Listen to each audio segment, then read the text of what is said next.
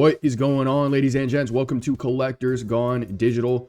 My name is Josh, and on today's episode, we're going to be covering VeVe's recently updated terms and conditions. Now, we have some interesting points to cover, and I tried my best to summarize it for you. I do also apologize for getting this video out late, but I'm not going to waste any time. Grab a drink, grab a snack, back, relax, and enjoy. All right, so for our first slide here, I compiled a bunch of points that pertain to our collectibles that I read throughout the terms and conditions. The first point here says no equity or ownership rights are conferred. So what I believe VeVe means here is that if you grab a collectible on drop or even in the market, you own that specific variant and mint number, but you're not given any ownership rights over the brand associated with the piece that you grabbed, nor are you given any equity in VeVe. And that makes sense. I don't really like their use of the word ownership here because obviously that word is big in our space, but they're not talking about you owning the collectible, just not the IP that dropped the collectible.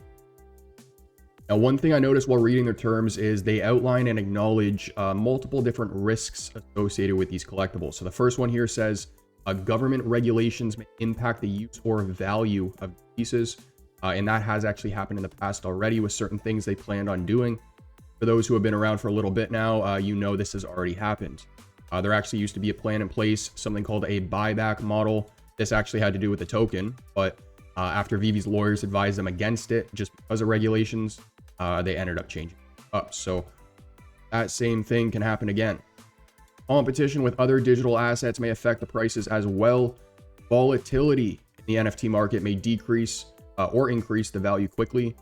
Risks including bankruptcy, operational cessation is another word for like closing something, and then economic changes may also affect the collectibles.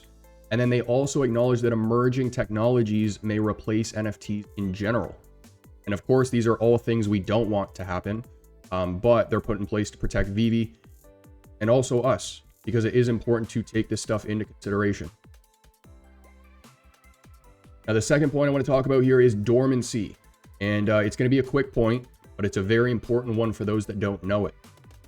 So VeVe classifies an account as dormant after 24 months of inactivity. Okay.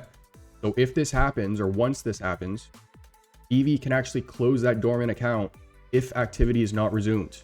So although I doubt most of you guys are going to be active for 2 years, it is still something to consider, just in case you guys kind of take a step back or whatnot. But just know that if you are inactive for 24 months, you may come back to nothing. All right, so now we're getting into some interesting points here. And the first one has to do with third-party marketplaces. Okay, so get this. It looks like we're eventually going to be able to take certain pieces, and I'll talk about the certain part in a sec, off the VeVe platform over to other platforms to sell in their marketplaces. They say access and use at your own risk. They also say that VeVe's indemnified for any losses incurred. Okay, so what this sounds like to me is if you take a certain action or you put VeVe into a certain situation where they incur some sort of loss or damage, you are entitled to compensate them for what happens. That's how I'm reading this. Indemnify means to like compensate or reimburse somebody for financial losses. I'm curious to see how this plays out. Now, it does look like that in order for us to use these third-party marketplaces, a user like myself will have to accept the terms and service of the platform that I'm looking to transfer to. And I know before I use the word certain collectibles, and that's because I do think this is going to be limited to the IP of VeVe. David has mentioned in the past that independent artists and things like that are going to be easier to work with and get approval and permission for things like this. A Marvel, a Disney, I don't see it happening right now, especially considering Marvel's recent move with the VeVe Comics platform. It does look like they want to stay in the same place. But the Ron Englishes, the Patrick Hughes even, because he's on 𝗙𝗵𝗏𝗏 already, those are the types of artists that I would expect to approve something like. Now, here's a second juicy point for you guys, and it's actually how they start their terms off. They start off by talking about how VeVe operates under 3 main apps. The first one being the VeVe app, the main one, to buy, sell, and access our collectibles. We have the VeVe Comics app for buying limited and non-limited edition comics. And then they also talk about a VeVeVerse app for showcasing digital property in metaverse. Now, whether that's the entire VeVeVerse in general or just a separate app that integrates with the VeVeVerse, I don't know. but I do think it's a very good sign to see that they're talking about this in their terms. However, I am going to play devil's advocate here. One thing I am a little concerned about is the amount of platforms they're now starting to introduce, because we talk about simplicity, and if I put myself in the shoes of a new user, it's getting harder and harder to understand how VeVe operates, right? And comments like this were brought up in Metamona's interview, right? Now you add 2 more apps on top of it. You have the main app, you have the comics app, you have the VeVeVerse app, then you have the VeVeVerse, you have the 𝗙𝗵𝗵 token, and then that's not even including the MCP, which is a whole other thing. So how easy is it for a new user to see the bigger picture at play? I don't know. In my personal opinion, and this is a message directly to the team, I do think it's getting harder and harder to understand. And I really hope you guys are watching this, because although a new user can come onto the main app and buy a collectible relatively easily, same with a comic on the VeVe Comics platform, becomes a much bigger thing when that person becomes a fan of VeVe and then goes, oh my God, hang on a sec. There's another app and a token and an MCP program. Now I'm getting overwhelmed. That's just how I feel about the MCP program alone.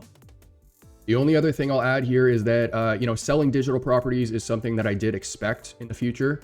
I did not expect to see them talking about it this soon, or showcasing them, sorry. So that's another reason why I think it's an awesome point. Now, speaking of the VeVeVerse, here's a couple more points. So they talk about a limited license a couple times within their terms, and I will get into this in one moment here. But users are going to be granted a limited license for accessing digital properties. They also say that user content remains property of the user, okay? And then rights are granted to VeVe, and I'm pretty sure this is how platforms like 𝗙𝗵𝗵𝗄 work.